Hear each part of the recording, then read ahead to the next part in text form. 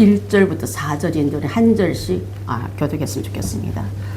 내가 1절 읽겠습니다. 또 내가 새 하늘과 새 땅을 보니 처음 하늘과 처음 땅이 없어졌고 바다도 다시 있지 않더라.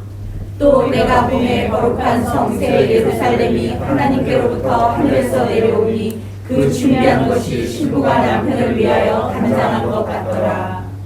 내가 들으니 보좌에서 큰 음성이 나서 이르되 보라 하나님의 장막이 사람들과 함께 있음에 하나님이 그들과 함께 계시리니 그들은 하나님의 백성이 되고 하나님은 친히 그들과 함께 계셔서 함께합니다. 모든 눈물을 그 눈에서 닦아주시니 다시는 사망이 없고 애통한 것이나 곡하는 것이나 아픈 것이 다치 있지 아니하리니 처음 것들이 다 지나갔음이라.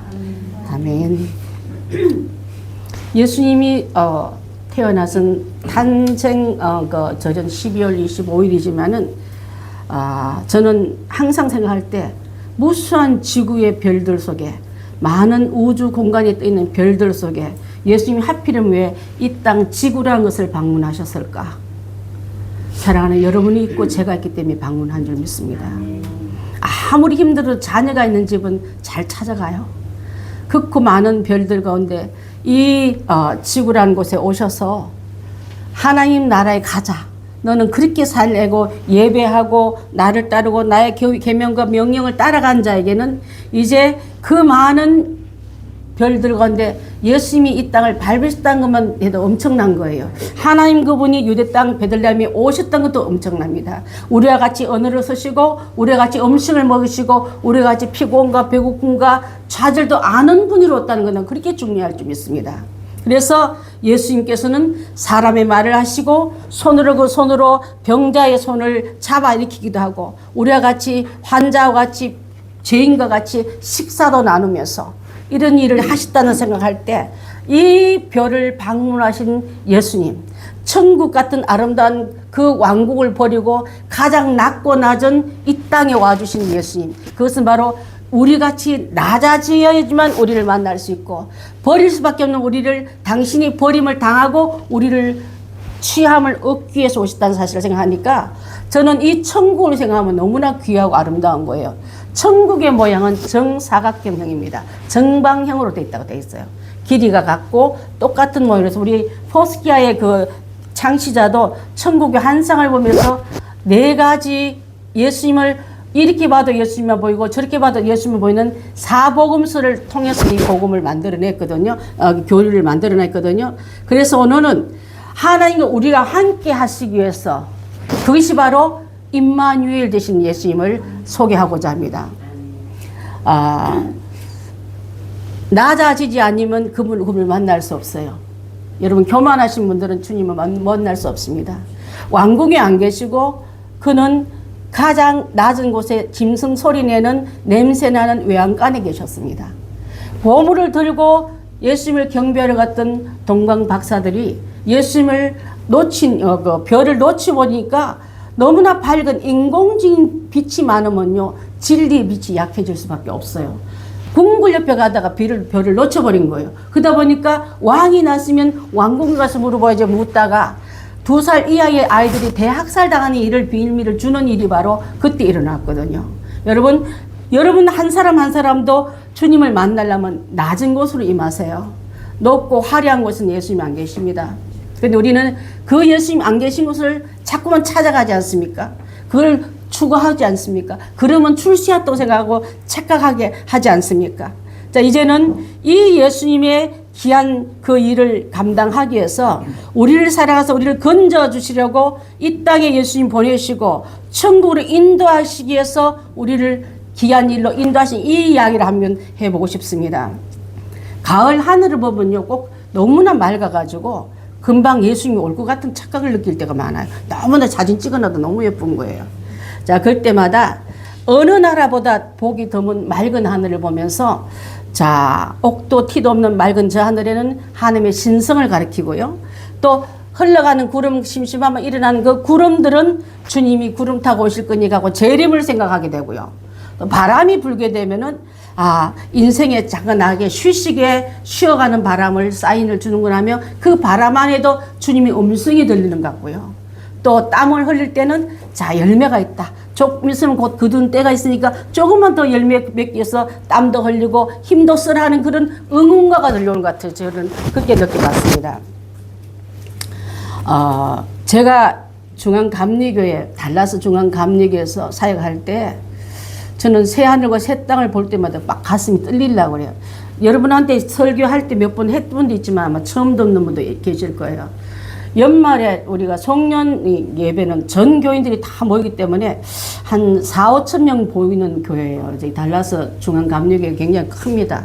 이민교회이기 때문에 이민교회 치고는 굉장히 큰 교회인데 다들 로비에 모여가지고 이제는 예배를 드리고 로비로부터는 이제 성경 뽑기를 뽑기 위해서 줄들을 쫙 다 서 있는데 다들 그날 그 원래 어떤 말씀을 주실까 줄을 서가 자기가 뽑는 대로 가져가게끔 된 이 일을 하고 있는데 하나님께서 저한테요 로비와 교회 안에 있는 그 사이에 서 있는데 하나님께서 환상을 보여주신 거예요.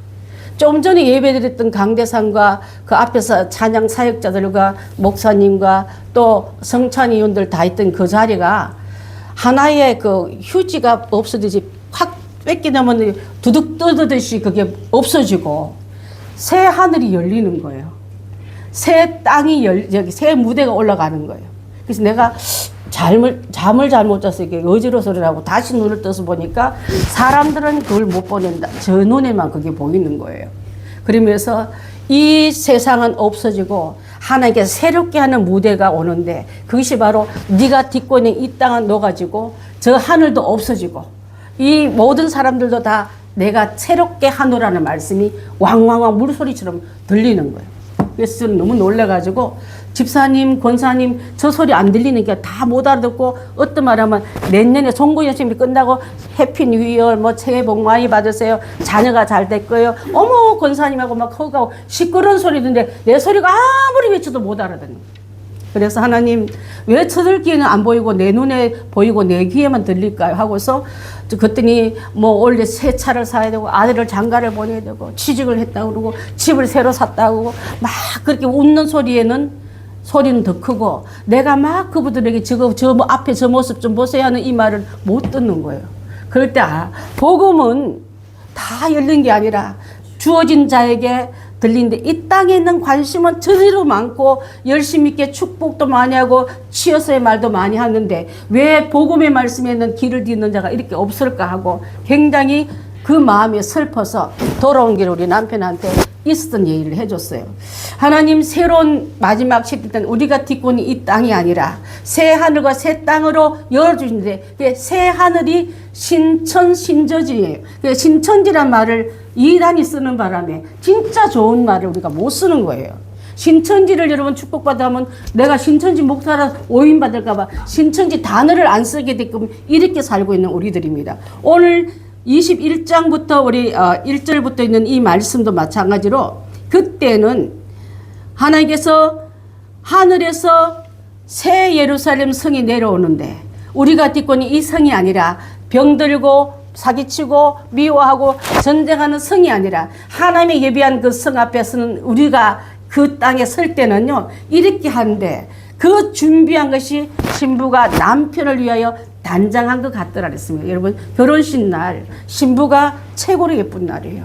그 신부는 모든 세상의 아름다움을 다 갖춘 다음에 신랑을 맞이하듯이 하나님의 백성들이 하나님의 성도들이 하나님의 귀한 임재하는 예수님을 맞이할 때 이렇게 맞이하기 위해서 신앙생활을 하라는 의미한 말씀인 줄 믿습니다. 쓰고 남은 시간, 쓰고 남은 물질, 쓰고 남은 생각을 드린 게 아니라 가장 그분을 위해서 최고의 것을 드리기 위해서 그래서 예수님의 장례를 살아있는 그분에게 향유를 부었던 그 아름다운 마리아가 예수님이 살아계실 때 그는 향유를 부었다고 내 장례를 준비했다 하지 않습니까? 진짜 그 여자가 그 향유를 준비한 것은 신랑을 위해서 준비했지 않습니까? 신랑의 그 혼인을 위해서 준비했다가 그 혼인에 준비하는 그 신랑이 오늘만큼 귀한 예수님께 이런 기회를 없겠다 생각하고 예수 신랑을 맞는 거로 아낌없이 그 옥합을 깨뜨려 예수님 머리에 붓고 자기 머리칼로 예수님 발을 씻겨드리는 이 역할을 하면서 비난하는 예수님의 제자들도 있었고 오해하는 옆에 군중들도 있었지만 예수님은 가만두어라. 그가 내게 참 좋은 일을 했느니라. 이 복음이 전하는 곳마다 이 여자가 하는 일은 다 기념되기를 할 만큼 예수님이 하신 일을 헛되게 않고 자랑스럽게 기념됐다는 말씀으로 칭찬한 거 보면은 우리도 이제 예수님 오실 그 날을 준비하고 기다린다면 이제는 땅에 거 아들 잘 되고 결혼하고 새집 사고 또 취직했다고 잘하는 그 소리는 소음으로 들리더라고요.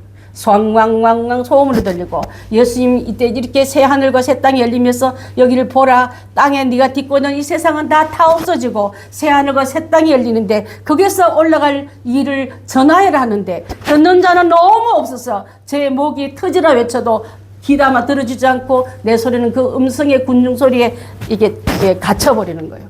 자, 우리가 마지막 때 사는, 저는 이 설교를 할 때마다 그때 환경이 그대로 떠오릅니다. 그리고 그 감격과 그 하나님이 주신 엄청난 그런, 그 감동을 잊어버리지 않게 해서 하나님 오늘 이 말씀이 나의 작은 간증이 아니라 주님의 음성을 지금도 귀담아 들으려도 세상 사는 게 너무 크지. 주님의 음성은 너무나 전달할 그 벽을 만난 걸 보고 여러분 전도할 때나 복음 전할 때 이런 길을 만나겠구나 하는 생각도 한번 해봤습니다. 하나님께서 오늘 주시는 이 말씀은요. 찾아오셔서 우리에게 예수님 얘기한 복음을 전하 주기 위해서 오늘 주신 이 말씀을 함께 나누면서 하나님은 처음 세상을 만들 때 땅이 공허하고 흑암이 깊은 가운데 수면 가운데 있을 때라 하시면서 그때 세상의 태초의 모습은 흑암이고 혼돈하고 공허했는데 그때 빛이 있으라 하는 때 빛이 있음으로 질서가 짚은 것처럼 공허하고 어둠이 많은 이 땅에 예수님이 오시면 그분이 빛인 거로 그분이 진리인 거로 그분이 생명인 거로 그분이 영원한 것이기 때문에 예수님 안에 들어온 자는요 공허함이 사라지고 어둠도 사라지고 죽음도 사라지고 혼돈도 사라진다는 것을 선포하신 말씀인 줄 믿습니다. 그래서 사랑하는 성도 여러분 우주 공간을 아름다운 하늘로 만드시고 여러분 가을을 보면서 그냥 허무하다 한 해 다 갔네 보지 말고 이 맑은 가을에 하나님 우리에게 주실 축복이 무엇이고 마지막 때 가을이 지나가기 전에 내가 추수할 열매가 무엇이고 아직도 거두지 못한 영혼들이 있으면 다시 한번 갈무리해서 땅에 떨어져 버림받지 않고 곳간에 옮겨드리는 그 역할을 하는 게 바로 11월 14일 마지막 주일에 설교를 제가 하길 원합니다. 주님께서 강림하실 제 이름을 생각하면요. 요한계시록에 나온 이 말씀 21장에 나온 이 말씀을 새 하늘과 새 땅을 한번 생각해 보았으면 좋겠습니다. 사랑하는 성도 여러분 우리는요 얼마나 고운 것을 곱다 못 봐요. 아름다움을 아름답다 못 봅니다. 지난번에 설교할 때 그랬습니까? 예수님께서 시장터에 나갈 때 피리를 부르도 춤 줄 모르고 장례식에도 울 줄 모르는 덤덤한 그런 시대에 살고 있다 하지 않았습니까? 지금은요 어떤 시대에 살고 있냐면 무감각한 시대에 살고 있습니다. 좋은 게 없어요. 슬퍼도 슬퍼할 줄 몰라요. 제가 이제 성지순례나 외국에 이렇게 나가보면은 저기 중국이나 이런 데서 온 사람들 보면 표정이 없어요. 어디서 왔냐면 대답도 할 줄 모르고 표정이 다 밀랍 인간 같더라고요. 근데 선진국일수록 기독교의 국가일수록 이게 선명하게 웃을 줄 알고 인사 안 하면 반응할 줄 아는데 신학생들이 예루살렘으로 신학 여행 왔는데도 불구하고 대답할 줄도 몰라요. 제가 그때 느낀 게 우리가 살고 있는 이 모든 땅에서 얼마나 무감각한 표정으로 살고 있는가를 알게 되었습니다. 마태복음 11장 16절 17절 한번 보겠습니다. 시작. 이 세대를 무엇으로 비교할까? 비유하건대 하는 장터에 앉아 제 동물을 불러 이르되 우리가 너희를 향하여 피리를 부려도 너희가 춤추지 않고 너희가 슬피 울어도 너희가 가슴치지 아니함과 같다. 네. 슬픈 일을 만나면 형제의 슬픈 일을 같이 슬퍼해 줄 수 있어야 돼요. 그가 나랑 무슨 상관이 있다고 뭐 별나게 잘 됐지 뭐 이럴 때만 하면 깨달으라 그래. 슬퍼하는 것이 아니라 고소하게 생각하는 사람이 더 많아요. 또한 그 가정에 좋은 일이 있으면요 자랑도 못해. 샘낼까 봐. 우리 교회는 그렇지 않아서 너무 기뻐. 제가 우리 연주비사님 전화기에 할렐루야 한 5번 했을 거예요. 방 안에서 춤을 추면서 하나님 너무 감사합니다. 멋지신 하나님, 역전의 하나님. 회사로부터 일괄 사표 다 내고 여러분 가장이 4남매와 6가정의 가장이 사표 내고 추수감사를 생각할 때 진행할 때 그게 쉽겠습니까? 감사의 그 5분 간정의 그 감사의 사회자로 세워놓으니까 하긴 하는데 그 마음이 얼마나 무너진데를 보고 하나님 무슨 뜻이 있겠죠. 하나님 한 분이면 됩니다. 목사님 설교 듣고 저는 마음 낙심하지 않습니다. 만약에 회사가 나의 사표를 수리한다면 더 나은 길로 인도해 주겠죠. 그 고백을 하더라고요. 그러더니 하나님께서 장관상 받은 사람을 못 잘라요. 못 자르죠. 회사 손해지. 앞으로 큰 소리 빵빵 치세요, 집사님. 무감각한 시대입니다, 여러분.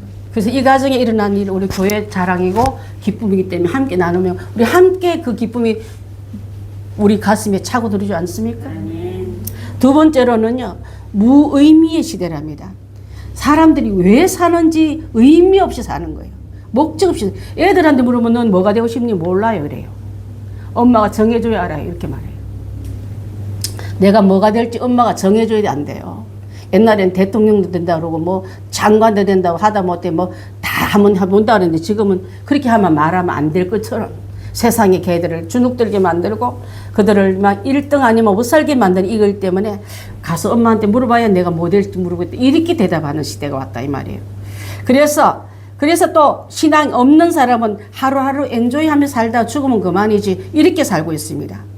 자, 그런 시대의 무의미는 우리에게는 맞지 않고 우리는 하루하루 사는데 감사로 하루를 채우면서 한 장 한 장 넘기는 우리가 다 되어야 될 줄 믿습니다. 아멘. 세 번째로는 무신앙의 시대가 됩니다. 종교가 필요 없다는 거예요. 내가 종교다. 옛날에는 그 로마 때는 여러분 짐이 곧 국가다 하더니 지금은 자기가 종교돼. 내가 원하는 거 하면 그게 종교라는 거예요, 여러분. 그래서 을매이기 싫어하고 자유롭게 살기를 원하여서 종교 가지면 이거 해라 저기 가라 이렇게 시키기가 너무 많고 매이는 게 싫기 때문에 나는 그렇게 매이지 않고 내 스스로 내가 원하는 신을 하나 만들어 놓고 그 안에 내가 믿고 싶으면 믿고 때로는 신에게 명령도 하고 신을 부려먹기도 하는 이런 시대에 살고 있다 이 말이에요. 하나님이 그럴 만한 대상이십니까? 감히 아까 말한 그 위대한 하나님이 지구 땅을 밟은 것도 엄청난 기적인데 그분이 나에게 오셔서 나를 사랑해서 십자가 달려 돌아가신 것도 엄청난 기적인데 그분 때문에 내가 살았다는 것은 엄청난 축복인데 이걸 모르고 하나님을 명령하고 신을 지 마음대로 만들었다 없앴다 날려보냈다 그거는 가당치 않는 일일 줄 압니다. 그래서 우리 그리스도인들은 깊은 신앙으로 들어가기를 원하지 않아요. 은혜 받고요. 감동받으면 선교사를 가라 할까봐 여기까지 하나님 나를 감동을 그만 주시옵소서. 그 다음에는 나를 건드리지 마시옵소서. 그런 사람 많았어요. 여러분 찔리는 사람이 있을 줄 아는데 깊은 신앙 속으로 들어가지 않고 근성으로 적당히 교회 다니고 적당한 거리두기 언제 여러분 적당히 하라 했습니까? 주를 가까이면 내게 복이라 했죠. 하나님과 가까이면 내게 복이라 했는데 가까이 갈 분한테 안 가고 마귀 옆에 속삭이다 보니까 마귀가 하나님 역할을 하니까 여러분 그걸 다 받아들이지 않았습니까? 그래서 우리가 망조 드는 일을 해놓고도 우리는 아직도 정신 못 차리는 이런 일이 있습니다. 네 번째로는 지금 시대가요 무감사 시대래요. 감사가 없는 거예요. 땡스기빙이란 말은 하나님께 땡큐를 드린다는 뜻이지 않습니까? 그분이 내게 생명 주셨고 내게 구원 주셨고 내가 살아있는 이유도 주셨고 우리 행복한 교회가 보면 내가 살아갈 이유가 알게 하신 그분이 예수님이라고 고백하지 않습니까? 그 곡을 지었던 분도 러시아에서 아주 유명한 왕립 학교를 나오신 사모님이 지었는데 자기 교회가 쓰려고 행복한 교회를 만들어놨다가 교회도 우리 이름 주고 교회 갖가지 준 거예요, 이게. 그래서 우리는 매주마다 함께 그 찬양 부르면서 살아갈 이유를 예수님이라고 고백한다면, 억지로라도 고백한다면, 어느 날 문득 그게 내 마음의 진짜 고백이 되지 않을까. 그래서 매주마다 저희가 함께 행복한 교회가를 부르고 이제 찬양 예배에 들어가는데, 여러분, 감사의 시대로 들어가면요, 은혜를 받은 게 하나님 아는 거 감사하고 예수님 믿은 거 감사하고 또 우리 행복한 교회 교인들 것도 감사하고 여러분 걸어서 교회에 나온 것도 감사하고 내 입에 목소리를 내면서 찬양 드린 것도 감사하고 자 그것을 전부 감사로 이긴다면 하나님 앞에 영광 돌리는 살아있는 예배자가 다 될 줄 믿습니다. 아멘. 다섯 번째는요 무절제한 시대에 살고 있답니다. 우리가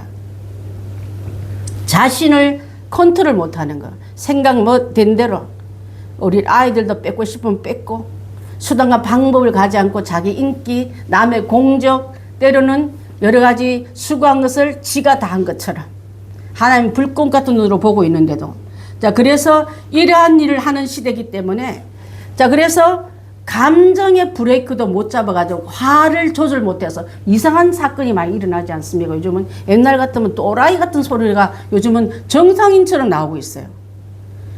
그것을 보면 몸은 커졌는데 아이들의 생각이나 이 감정이 자라지 못해가지고요. 그래서 나이가 들어도 철이 없답니다, 여러분. 그래서 요즘 옛날에 어른들에 비해서 아이들이 나이가 많아도 철이 없어요. 옛날에 한 22살 돼도 부모가 됐는데 지금 32살 돼도 부모가 될 사람이 없는 거예요. 그러면서 저는 느끼기를 물질이 풍성할수록 내 영적인 상태가 풍성하면 참 좋은데 물질은 풍성한데 영혼은 너무 다 비비비비 말라가지고 영혼의 핍절 내는 영양 상태가 불량해가지고 제 역할을 못하고 있는 이런 시대에 살고 있는 우리에게 우리라도 정신 차려서 제대로 하나님 나라의 백성으로서 그들에게 길을 묻는 그들에게 길을 또 문제를 갖고 있는 의논한 여러분 그들에게 답을 알려주는 우리가 다 되기를 바라겠습니다. 사랑하는 성도 여러분, 이렇게 장차 주님 오실 때 주님을 영접했던 신부의 모습으로 단장한 모습으로 나아가야 될 줄 믿습니다. 고린도후서 6장 2절 한번 볼까요? 시작. 이를 때 내가 은혜 베풀 때 너에게 듣고 구원의 날에 너를 도왔다 하셨니 보라 지금은 은혜 받을 만한 때요 보라 지금은 구원의 날이로다. 자, 하나님 앞에 지금 이 상태에서 은혜 받을 때요 구원의 날인 것을 선포한 그 말씀에 아멘 한 자는요 은혜 받는 곳에 빠지지 않아요. 구원받은 사슬은 살고 있는 줄 압니다. 자, 그래서 혼인잔치에 들어가기 위해서 항상 기름 준비하라 했는데 기름을 가지지 못한 자에게는요 억지로 기름 있는 채 하면 그 심지는 탈 수밖에 없기 때문에 거름을 내요. 냄새를 풍깁니다. 그렇게 냄새 풍기고 거름 내는 그런 성도들이 이 땅에 많은 때입니다. 이단의 종교 또 여러 가지 세상적인 그런 이상한 그런 이론을 가지고 하나님의 거룩을 훼손시키고 냄새나게 예수님의 향기지 언제부터 거름내는 냄새나는 기름이 아니지 않습니까? 인공주로 만들고 인본주의에 들어가면 거름이 나요. 제가 보니까 기름 위에다 비싸다고 물 좀 타면 그 차는 연기가 많이 나게 돼 있더라고요. 우리 삶에서 주님 앞에 영광 못 돌리고 거름과 연기 나고 냄새 난다면 순수한 복음대로 살지 못하기 때문에 그런 줄 믿습니다. 순수한 복음은 연기 안 나요. 하나님 앞에 영광의 향기를 풍기며 업적으로 달려갈 수밖에 없는데 아직도 여러분 그리스도의 이름을 가지면서 연기 나고 냄새 나고 시끄럽다면은 내가 전적으로 하나님의 뜻으로 살지 않고 섞어서 서기 때문에 그렇습니다. 말씀과 내 뜻, 하나님의 뜻과 내 생각 섞어서 쓰니까 그렇게 되는 거예요. 그래서 이것을 우리가 잘 생각하면서 이제는 행복한 성도들은 은혜 충만히 받고 충성할 때 충성하시고 믿음의 열매를 굳건히 드러내서 많은 사람에게 진짜는 이렇단다고 우리 지난주에 열매 올라간 거 봤지 않습니까? 그렇게 아름다운 성과들이 다 되어야 될 줄 믿습니다. 아멘. 좋은 열매 맺지 않는 나무는 찍어 불에 던지겠다 하는 말씀으로 말미암아 마지막 심판 때에 그냥 놔두지 않겠다는 뜻이에요, 여러분. 제가 전도 폭발이라는 성경 전도 훈련을 한 12년간 제가 사역자로 있었거든요. 전문 사역자로. 거기에서 나오는 말씀 중에요. 하나님께서 자기 아들을 십자가에 매달린 만큼 내어 주심에도 불구하고 받아들이지 않는 자에게는 이름에도 예수님을 받아들이지 않고 이 천국을 필요 없다고 고개 짓는 자에게는 무서운 지옥을 준비하신다는 말씀을 들었습니다. 그래서 하나님이 등을 지고 계시니까 어둠이 예수님이 십자가 달릴 때 어둠이 임했던 시간이 있지 않습니까? 그때 상한 하나님의 마음을 그렇게 표현했다는 말을 하고 있는 거예요. 근데 우리는 하나님은 언제나 우리에게 기회를 주시고 참으시고 오래 기다리시고 그분이 아니세요. 마지막 때까지 하나님의 아들을 거절한 자에게는 나는 너에게 줄 것이 흑암밖에 없다고. 그 흑암에 당신의 돌아선 모습이 흑암이지 않습니까? 하나님께 오면 흑암은 다 사라지만 하나님 등지고 있는 우리에게는 흑암이 들어올 수밖에 없기 때문에 그렇게 표현했단 말고 하고, 또 하나님의 상한 마음을 그렇게 표현했다는 그런 전도 외화도 있습니다. 그래서 우리는 하나님 앞에 영원히 꺼지지 않는 지옥불에 던지질 사람이 아니라 하나님 주시는 생명의 멸관 받아 쓰고 영원한 천국에서, 그래서 아까 우리가 영원한 주님의 십자가 사랑 불렀잖아요. 그 찬양을 부를 때 우리에게는 영원한 주님을 기다리고 있고, 이 땅에는 수고와 애씀 때문에 우는 자가 아니라 저 하늘에 있는 상을 볼 수 있는 우리가 되길 바란다는 의미로 제가 그 찬양을 함께 골라봤습니다. 자, 전도서 3장 1절 한번 보겠습니다. 자, 시작. 범사에 기한이 있고 천하 만사에 다 때가 있나니. 날 때가 있고 죽을 때가 있고 심을 때가 있고 거둘 때가 있다 했는데, 이제 봄에 씹은 것이니 가을에 거두듯이 우리의 믿음도 평가받는 거둠의 시간이 온다는 걸 꼭 기억하면서, 그때 새 하늘과 새 땅에는 내가 일한 대로 갚아주리라, 충성한 대로 상 주리라, 참고 애쓴 대로 우리를 하나님께서 인정해 주리라는 시상대에 있어야지 심판대에 있으면 안 될 줄 압니다. 시상대는요, 공부 잘하는 사람한테는 그 시상대가 굉장히 기다리지만 공부 못하고 농땡이 많이 피면 그것이 너무 싫어요. 신앙생활도 마찬가지입니다. 하나님 앞에 열심히 있게 순종자라고 충성 잘하는 사람은 그날이 기다리지만은 게으르고 나태한 사람이 그날이 올까 두려운 거예요, 여러분. 그날이 오지 말라고 두려워도 오게 되어 있습니다. 그날을 미루려 하지 말고 내가 다시 깊은 잠에서 깨어나서 주님의 귀한 사명을 다시 깨닫고, 하나님 상그가 뭔데 돼지 우리에 있던 지엄 열매 맺던 그가 돌아서서 창피하지만 실패했지만 아버지 문을 밀고 들어간 순간부터 그는 완전히 세계가 바뀌지 않습니까? 아버지 집 안에 들어가는 것이 우리를 회복하는 지름길이라는 걸 알아야 될 줄 믿습니다. 아멘. 그래서 하나님께서 우리에게 이 말씀을 주셨는데, 마태복음 3장 12절 혹시 집사님 되어 있습니까? 자, 손에 키를 들고 자기 타작 마가당을 정하게 하사 알곡은 모아 곡간에 들이고 죽정이는 꺼지지 않는 불에 태우리라. 마지막 때 곡간에 정하사 알곡을 모아 곡간에 들어가고, 죽정이도 겉으로 보면 알곡 비슷해요. 색깔도 똑같아요. 멀리서 보면 쏘가요. 사람들 눈에도 속일 수 있지만 하나님께서는 마지막 때 그를 바로 구분해서, 바람에 날려보면 나오잖아요. 시험 들게 보면 알잖아요.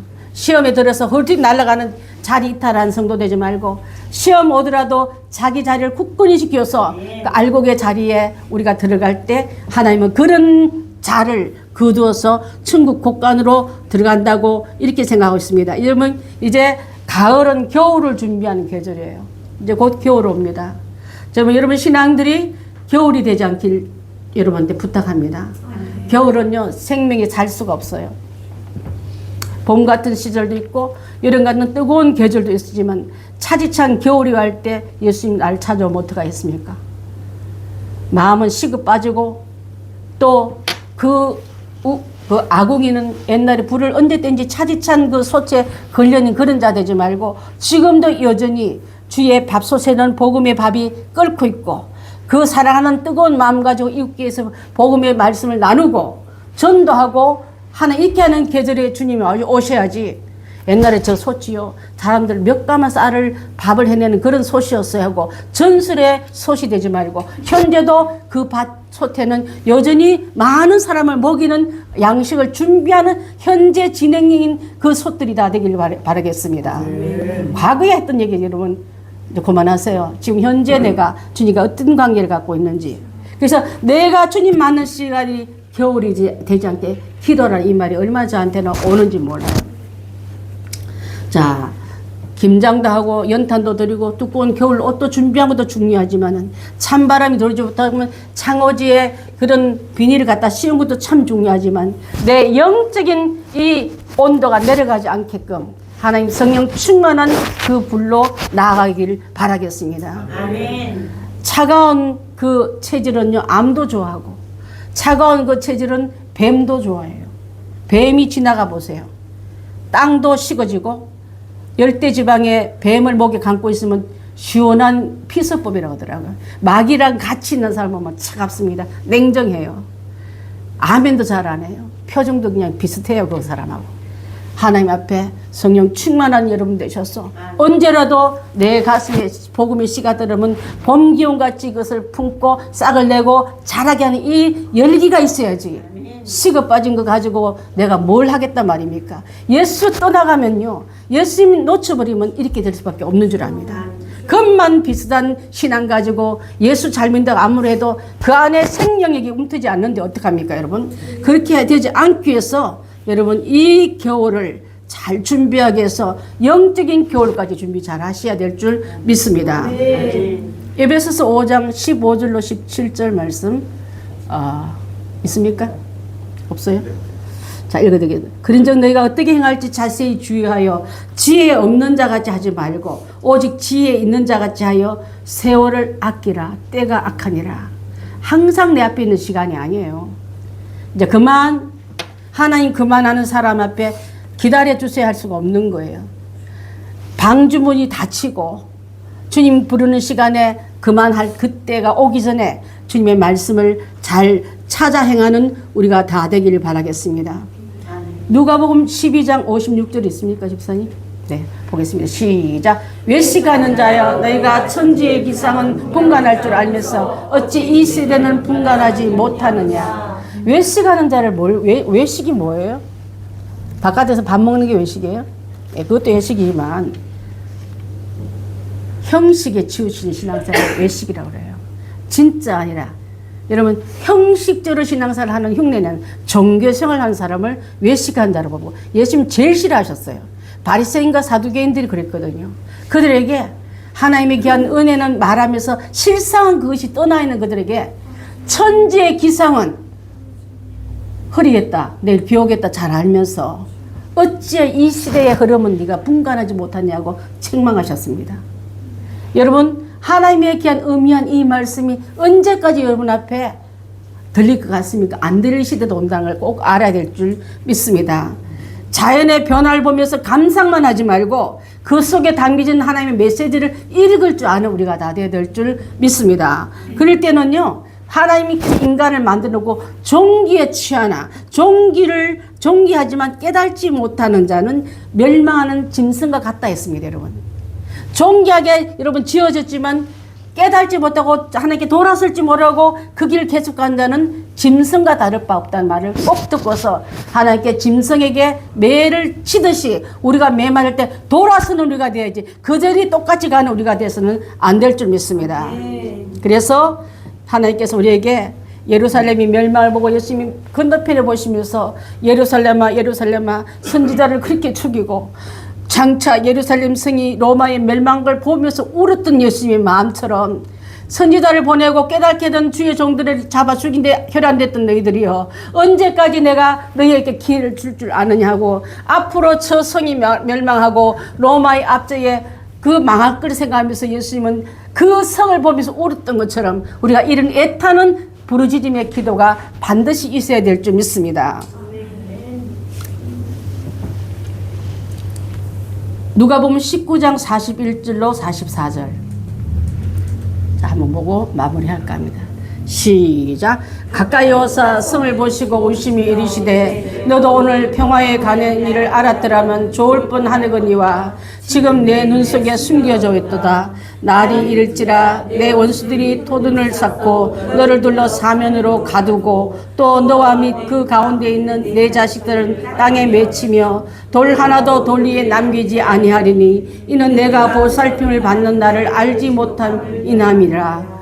이렇게 하시며 예수님 이 말씀 하시면서 오셨습니다.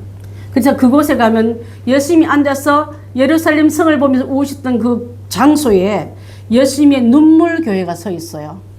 그 모양도 돔처럼 눈물을 방울처럼 형상해가지고 이렇게 지은 걸 그 자리에 가서 봤는데 그렇습니다. 예수님이 멸망할 것을 내다보면서 그렇게 강팍하고 깨달지 못하는 그 백성 완악함을 보시고 오셨던 것처럼 우리 백성들, 사랑하는 성도들 믿지 않는 자를 위해서 눈물 뿌리며 기도하시는 그 눈물이 그들을 돌이킬 수 있다면 눈물 아끼지 말고 우십시다. 그들을 주님 앞으로 불러내십시다. 그래서 하나님 앞에 나올 때 함께 올라가는 새하늘과 새 땅에 들어간 우리가 되어야지. 제가 그렇게 로비에서 불러 외쳐도 깨달지 못하고 알아듣지 못한 그런 소리 말고요. 주님의 음성을 듣고 전도사님 그걸 봤습니까? 그렇다면 나도 지금 이제 그 순서를 내려놓고 땅에 거 위에 거 모든 거 닫고 내가 내 마음 뺏겨 있으냐고 돌아서는 사람이 그렇게 없었다는 게 제 마음을 그렇게 슬프게 한 것처럼 우리 사랑하는 성도 여러분과 함께 이 말씀을 나눌 때도 예수님께서 주신 그 말씀 전도사님한테 목사님한테 줬지 우리는 상관없어요. 저는 밥 먹기가 더 바빠요. 내 사는 게 더 바빠요 하는 자가 한 명도 없길 바라겠습니다. 우리 주님 반드시 재림하십니다. 이 재림할 때 어린 양 대신 예수님의 보혈로 공로를 입어서 나는 구원받은 성도 양이 되었어. 예수님께 안기는 우리가 되어지. 뒷발질하는 이리가 되고 무릎 뜨는 곰이 되어서는 안 되지 않았습니까? 자, 그래서 예수 그리스도의 오심을 위해서 다 함께 예쁘고 아름다운 신부가 되어서 다 함께 그 천국에 들어간 입성한 데 대열해서 한 명도 떨어진 자가 없기를 바라겠습니다. 기도하겠습니다.